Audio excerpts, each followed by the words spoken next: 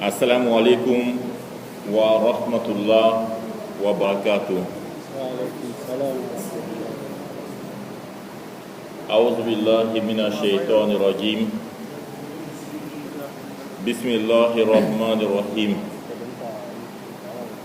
Allahumma salli wa sallim ala al-mawjudi allazi huwa sababul wujudi allazi lawlahu ma khalaqal mawjuda al-mawsufi bil karami wal judi al-arabi al-qurashi al-hashimi al-maki al-madani wa ala alihi al-hathari misla zalik.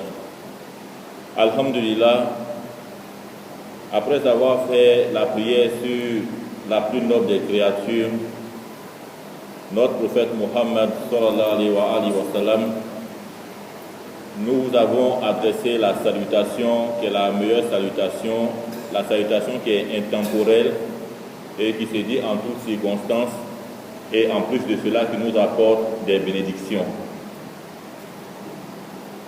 Tout d'abord, il faut essayer de recadrer le pourquoi de cette assise. Nous nous sommes réunis ici suite à une rencontre que nous avons faite entre différentes personnes. Nous nous sommes retrouvés et nous avons trouvé qu'il fallait réfléchir un peu aux problèmes de notre communauté. Parce que Rasulullah sallallahu alayhi wa sallam nous a dit que celui qui ne se préoccupe pas des problèmes de la communauté n'est pas des nôtres. Aussi, l'idée a germé qu'il fallait trouver la solution pour pouvoir résorber le problème de célibat dans notre communauté. C'est ainsi qu'un groupe a été créé sur Internet, sur Facebook précisément, qui se nomme Islam Rencontre licite. Et toutes ces personnes, pour la plupart, font partie de ce groupe-là. Nous avons, dans un premier temps, essayé de faire des assises à huis clos pour voir qu'est-ce qui était faisable. Parce que quand on parle de résorber le problème de célibat, c'est-à-dire qu'il y a des personnes qui sont en quête de mariage et en même temps, il y a des gens qui sont demandeurs du mariage. Il fallait rapprocher ces deux groupes de personnes-là. Mais qui dit mariage parle de relation entre deux personnes de sexe opposé et qui parle de mariage, ce n'est pas loin de la fornication et de l'adultère. Parce qu'en fait, c'est la même chose, mais il y a l'un qui est licite et il y a l'autre qui est illicite. Donc, si nous nous retrouvons dans un cadre où nous voulons faciliter le mariage, résorber le problème du célibat, il faut que cela se fasse dans un cadre encadré et que cela suive des procédures conformément à notre religion. Voici pourquoi c'est quelque chose qui prend quand même du temps, parce que ça va faire 4-5 mois que le processus est en cours, où des personnes se retrouvent pour réfléchir à la question. Maintenant, il a été décidé aujourd'hui de se rencontrer tous pour quand même essayer d'asseoir quelque chose de formel. Est-ce que ça va être une association, ça va être une amicale, ça va être une cellule de réflexion? C'est qu'il faut quand même donner une forme à la chose et que ce soit quelque chose de périn, de durable et en même temps délimiter les canevas pour que ça ne déborde pas sur ce qu'on veut éviter. Voici pourquoi on se retrouve ici. Aussi, notre frère Konechek Ahmed va faire une intervention pour essayer de recadrer nos intentions et le sujet. Et après ça, on va essayer de faire des ateliers où chacun va apporter son idée et dire un peu quel est l'apport qu'il peut apporter dans le cadre d'une structuration de la chose. J'aurais dû peut-être commencer par là aussi, de faire les présentations. Le comité ad hoc qui a été mis en place initialement pour mener les premières réflexions ont été dirigés par notre frère ici, Cheikh Khan.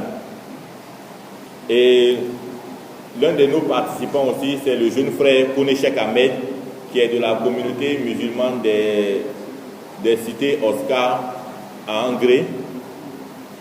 Et les réunions se tenaient chez moi.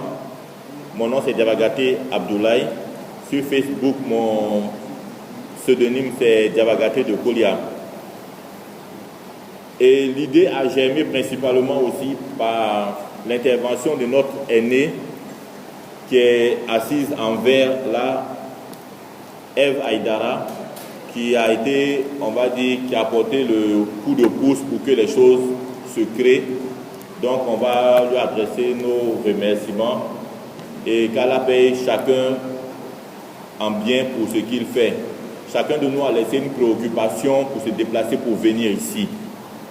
Il y a lieu de se déplacer, mais pourquoi on se déplace? Pourquoi on se déplace? Qu'est-ce qu'on gagne? Parce que tout ce qu'on fait, que ce soit pour la vie d'ici-bas ou la vie de l'au-delà, c'est pour un intérêt. Là, nous sommes assis ici pour réfléchir à un problème que notre communauté a, à un problème que toutes les communautés aujourd'hui ont, qui est le problème du célibat, que ce soit chez les chrétiens, que ce soit chez ceux qui ne croient pas, et chez les musulmans. Aujourd'hui, la société a une composante plus élevée en femmes qu'en hommes, contrairement à il y a 40-50 ans où il y avait une pénurie en la matière. Maintenant, nous sommes venus ici. Ce n'est pas qu'on va mettre les dames d'un côté comme dans un supermarché et puis chacun va choisir et puis non, ça n'a rien à voir avec ça. Nous sommes ici aujourd'hui, c'est pour réfléchir, c'est pour asseoir quelque chose. Donc que chacun essaie de, en plus du temps qu'il consacre, en plus de son argent qu'il a pris pour faire le transport, que chacun essaie de consacrer un minimum d'attention, de nous aider à réfléchir, pour nous aider à faire notre petit effort dans notre communauté. Donc c'est un peu l'introduction que j'ai voulu faire et je prie Dieu de récompenser chacun pour cet effort qu'il a fait et pour les efforts qui seront faits. Ceux qui sont ici, qui sont en quête de mariage, que Dieu leur facilite le mariage. Ceux qui sont ici, qui estiment qu'ils n'ont pas assez de moyens, que Dieu fasse que les moyens qu'ils ont actuellement leur permettent de se marier. Ceux qui sont à la recherche d'un nouvel amour pour refaire leur vie après un premier mariage, que Dieu permette que cela se réalise. Ceux aussi qui sont mariés, que Dieu mette la baraka dans leur mariage. Ceux qui cherchent encore une deuxième, une troisième, une quatrième épouse, qu'Allah le facilite et qui mettent la baraka. Donc, sur ce, que chacun nous excuse pour ce qui n'a pas été dit, pour ce qui a été dit de trop. Je vais passer la parole à Cheikh Khan, qui quand même en tant que le président du comité ad hoc, va nous adresser quelques mots avant d'avancer dans les travaux. Assalamu alaikum wa rahmatullah wa barakatuh. أعوذ بالله السميع العليم من الشيطان الرجيم بسم الله الرحمن الرحيم ثم الصلاة والسلام على رسول الله محمد بن عبد الله صلى الله عليه وسلم الحمد لله رب العالمين الحمد لله رب العالمين ثم الحمد لله رب العالمين. Alors je pense que mon frère Diabagaté a déjà tout dit. Il est important que nous puissions ensemble fédérer nos énergies pour pouvoir atteindre les objectifs que nous nous sommes fixés dans le groupe. Et partant de cela, notre frère Koneshek Ahmed va prononcer une petite conférence. Et à la suite de ça, comme Diabagaté l'a dit, Inch'Allah, nous allons partir rapidement en atelier et faire sortir quelque chose de potable pour que notre groupe puisse avancer. Je pense qu'il est important de recadrer quelque chose, c'est que moi, dans mon entendement, nous ne sommes plus un groupe, hein. Nous sommes plutôt une équipe, parce qu'il faut faire la différence entre une équipe et un groupe. Un groupe, nous sommes ensemble, nous n'avons pas les mêmes objectifs. Mais une équipe, nous sommes ensemble et nous avons les mêmes objectifs. Les objectifs que nous avons, c'est des objectifs nobles, de pouvoir organiser des mariages depuis la rencontre jusqu'au mariage de façon licite et islamique.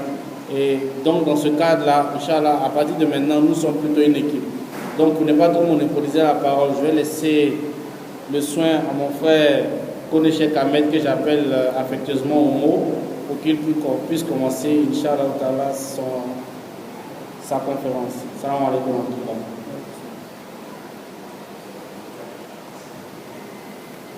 بسم الله الرحمن الرحيم إن الحمد لله نحمده ونستغفره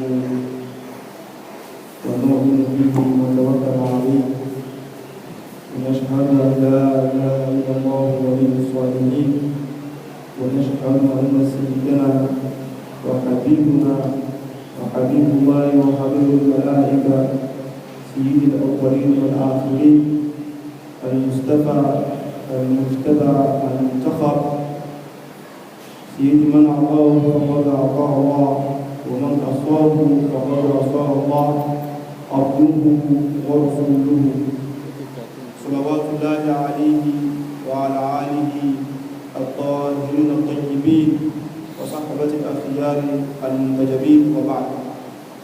يقول جل وعلا في كتابه العزيز الذي لا يأتيه الباطل من بين يديه ولا من خلفه تنزيل من حكيم حميد.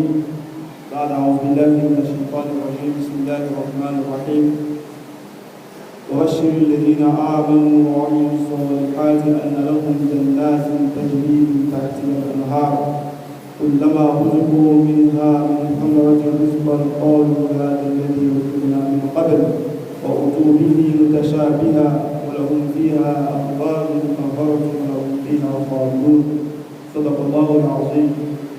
ويقول المصطفى عليه وعلى آله أفضل الصلوات والتسليمات القيس من كان نفسه وعمل لما بعد الموت والعاجز من أتبع الناس هواه وأتمنى على الله.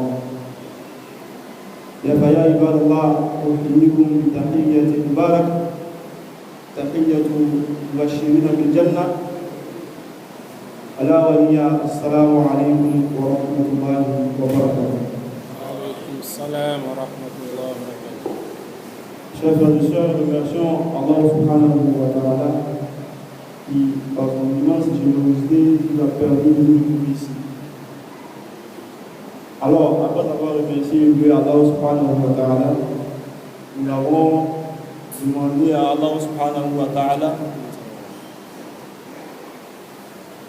le salut sur son homme messager, sur sa famille, ainsi que ses compagnons. Après quoi, nous avons cité le Coran, notre passage où Allah subhanahu wa ta'ala il demande d'annoncer à ceux qui ont la foi, qui ont cru, qui ont fait de bonnes actions, qu'ils auront tout simplement le paradis. Un paradis sous lequel coulent des ruisseaux.